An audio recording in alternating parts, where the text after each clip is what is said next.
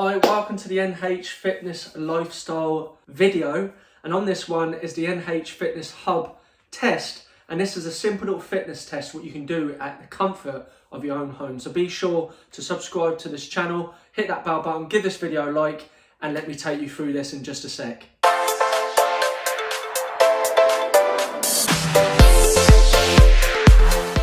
So this is the NH Fitness Hub test video. Again, this is designed so you can do a simple little fitness test from the comfort of your own home. There'll be a few ones what you can do outside, but I'm going to go through each of the categories really quickly. That ranges from a health test, cardio, to strength, endurance, balance, power, and flexibility. The first one is going to be related to your health, but before we start that, let's just go through some of the reasons why you may want to do a fitness test. Number one, it gives you a form of measurement. You're recording it down on paper or off your phone or off your computer, so you have that there so you can document back to see how you're progressing forward. Which leads on to the next one. It gives you a form of progress. And when you can see that progress, you know you're moving forward, and that's going to ultimately keep you motivated. And if you're motivated, you've got more chance of getting your results, whatever you're seeking in a health and fitness lifestyle point of view. So all them reasons should give you that standpoint of why you want to be doing this fitness test. But I just want to illustrate, there isn't any pass and fail, or whether you're elite or whether you're really poor. This is just for you, for your own personal documentation. And ultimately, when you do your first one, 4 weeks later, go back to it and do the test again and use it as a measure how you've progressed. That's what this is about. I'm saying every 4 weeks, but if you do it every 6, every 8, every 2, it's completely down to you. But 4 weeks is pretty good standpoint, once a month, whatever you're doing in your fitness journey. So follow me, let's start with the health test. First test to do is the health test. Now, there's lots of them out there. You can check BMI, check your weight, and you can do a fat percentage. But this one is the most easiest and effective way to make sure that you're healthy. And that is the waist to hip ratio. Now for female, you need to be under 0.8 as a ratio. And for male, you need to be under 0.9. If you're over that, you've got more chance of the common diseases like diabetes, obesity, and also heart disease. I'm actually going to check with my girlfriend Sarah right now. Okay. And we're going to start with the waist. So the best thing to do is you wrap the tape measure around the waist, and just as an indicator, you need it to be in line with your belly button. So where's your belly button? That's it. And then you go a little bit lower. And a good thing to do is to check in centimetres, because then it's a little bit more accurate than it is in inches. And again, what you want is you don't want it really tight, but you don't want it loose. How's that feel? Feels fine. Good. That's 69. Now if you got it that, and now what you want to do as an indicator, you want it at the bottom of the wrist where you're going to go around for the hips. And if you move your arms out of the way. Yeah. And again, is it kind of in the middle? Yeah, feels fine. Good. And that is 69 divided by 90. So if you get your phone and put that in. And just show that to the camera. Good, so as you can see, she's well in range, 0.76, so that is where you want to be with that one. So yeah, that is the health test, really simple.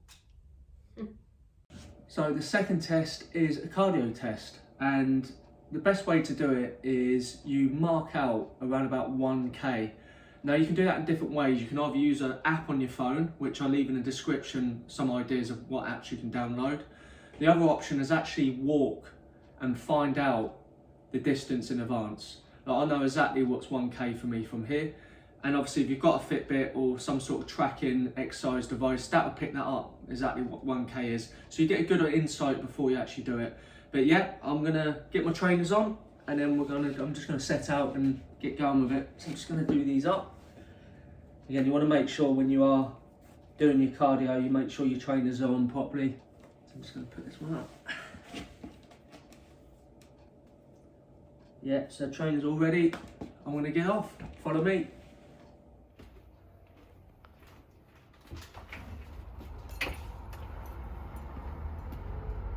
So see you in a bit.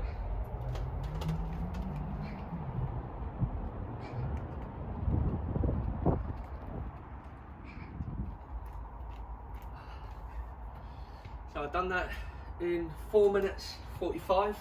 So obviously I'm going to look to see if I can improve that on the next test moving forward. 4 weeks time, like I mentioned at the beginning of the video. So that's the cardio test done. So this one is a really important test out of the lot, and this is a muscular endurance test. Now there's 3 different tests you can do, or even if you do one of them, that's completely fine. But I'm going to show to you an upper body one, a lower body one, and a core one. So let's start with the upper body one. So the upper body one is the press up test. So what you need to do with this one, it's all about how many reps you can do. What's really important is always keep the quality. So if you feel your form is going, that's the end of the test. And when you're doing the repetitions, if you stop for more than 5 seconds, that's the end of the test as well. So be really honest with yourself, do it until you're fatigued. So there's different levels to this one. So you choose what level you can do. There's the box press up. You like this, you go down and then up. And then you've got the one where your knees are further back. You go down, up, and then you've got your full press up like this. Abs nice and tight, down, up. Okay? Be consistent with it. And again, just be really strict on your form. If you lose that form, I can't illustrate enough to stop. And as soon as you obviously try to have a break, that's the end of the test. So let's go with these, see how many I get out. So I'll count myself in. 3, 2, 1, go.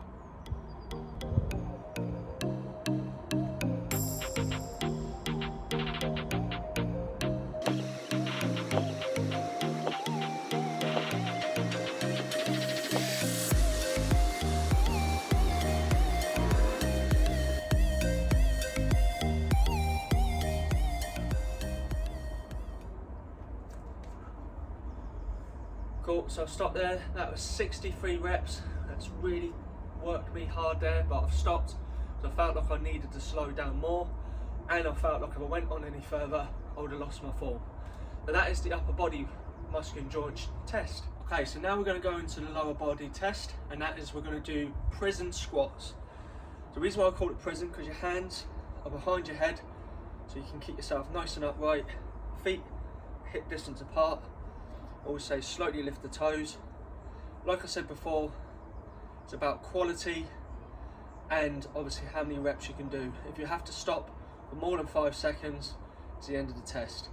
So again, it's as many as you can until you have to stop or you lose that form. So here we go. Good little indicator before we start is lift them toes slightly, so you're not gripping them toes and leaning forward. So we go to the side here. 3, 2, 1, go.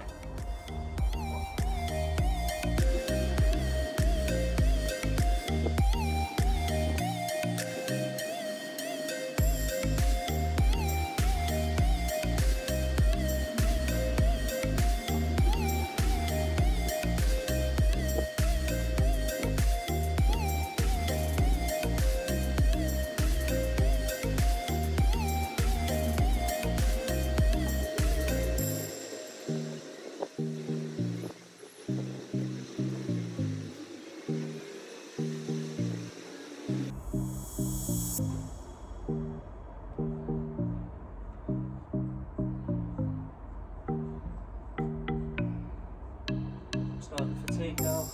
101, 2, 3, 4, 5, 6, 7,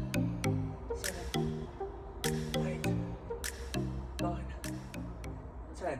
Right, I've stopped there. So I felt like I was losing my form. Probably could have got a few more there, but I would have obviously lost that form, and I would have slowed down and give up anyway. So that is a muscular endurance test for the lower body. And now I'm going to demonstrate the muscular endurance test for the core. I'm going to give you 2 different levels to this, because it's really important that you get this right. So we start off with the sit-up test. I call it momentum sit-ups. What I want you to do is arms up, bring your hands together, pull them shoulders back, and you control it back, arm above your head, lift up. So that's how I want you to do it. So literally have your touch the floor with your hand, lift up. So if you lose the form, the way you're going to know you lose the form is that you're bending and pulling your body forward. The other indicator is that your leg keeps wanting to lift. So if you do any of them, you stop straight away. Now if you really struggle either doing these from the get-go, i.e. you're lifting your legs up or you're compensating elsewhere, like lower back, or in your legs, your hip flexors, there's another level. Instead, you can just do basic crunches. So what you do with them, you have your hand behind your head like this, feet a bit more in, and what you do is pull your shoulders down or your elbows to the floor, and then lift up, squeeze your abs back down. So that's the alternative. Again, it's down to how many reps you do, and also keeping that quality. So I'm going to do the momentum sit-ups, so let's go with that. So I have my arms here, remember, like this, pulling shoulders back, here we go.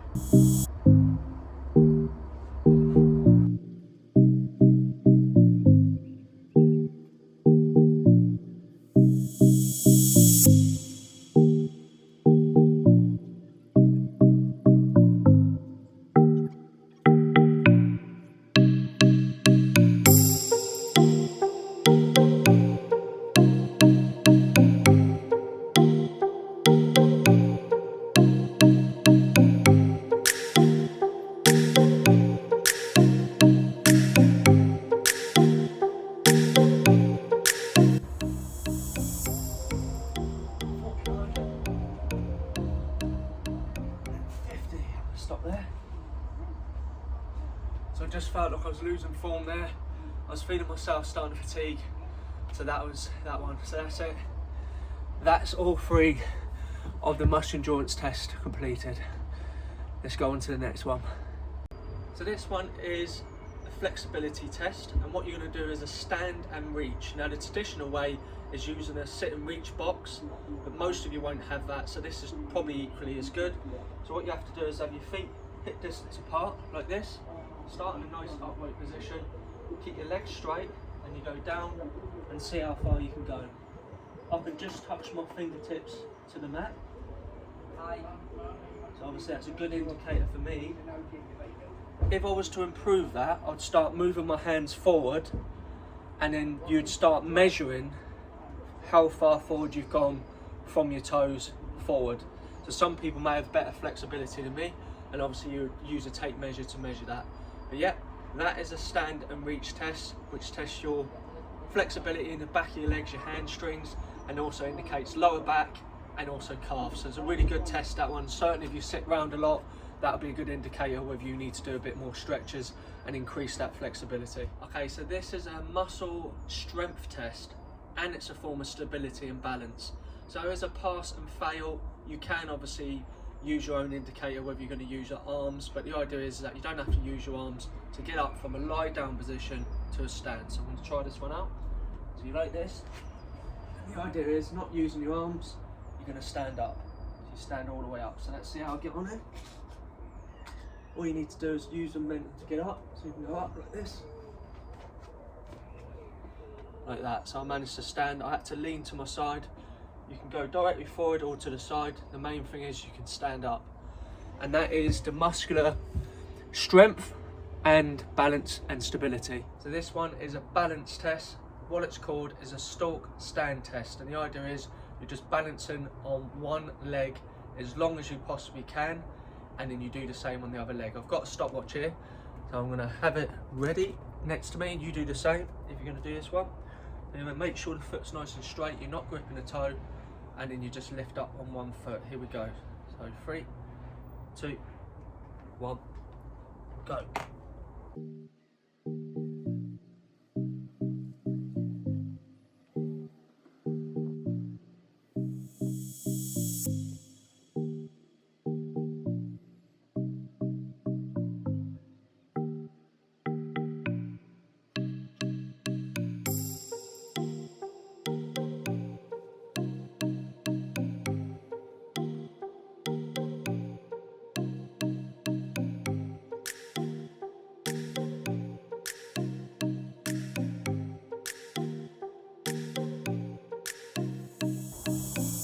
Just starting to feel the shake now, feel my butt cheek starting to fatigue. I'm starting to get a bit more shaky.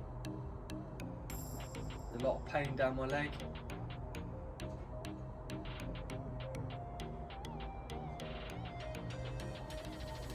Right, I'm going to stop.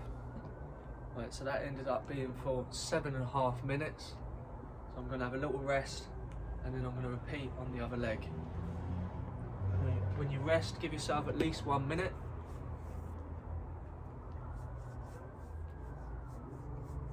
So now we're going to go on to the other leg. I've had my 1 minute rest. So you go second leg, which I've started with my weaker leg first, my left side. So I would suggest doing the same. So now I'm going to do my right foot. So I'm off I go.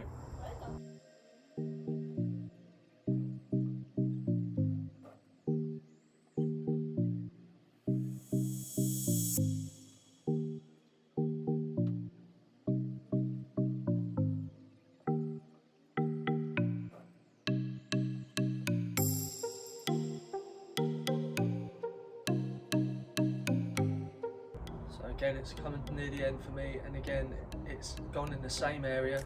It is my glute which is fatiguing. I'm starting to feel pain up my leg. Everything's shaking and unsturdy.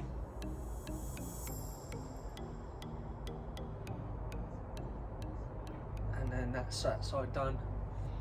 Done a little bit longer than the left leg. That one was for 8 minutes, but it gives you a good indicator of how balanced each side is, and obviously how much stability you've got there as well. So that is the balance test, and that is the stalk stand test. So that's that one. And this is the last but not least test, and this is a test of power, and this is called the broad jump test. All you need is a little marker. So I'm going to use this post, which is the wash and line post, and I'm going to use that as the start point, and I've got my business card what I'm going to use as the finish point. And then whatever it is, you're going to measure it to see what the distance is. Now you get up to 3 goes to get the best score or get the best jump. So here you go, I'm going to show you the number 1, the first one. When you have your foot against wherever the marker is, and you go down, nice big jump. And then wherever you land, you put it in front of your foot. I'm going to use my right foot. So that's marker number 1. So that's the first go. Have a little recovery.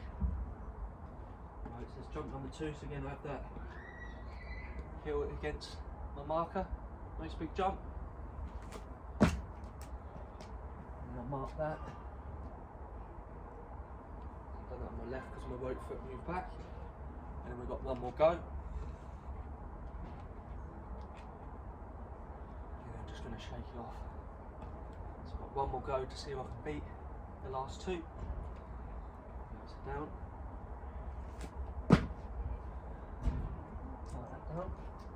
So the third go happened to be the better one, so now I'm going to measure the distance. I'll measure it in centimetres.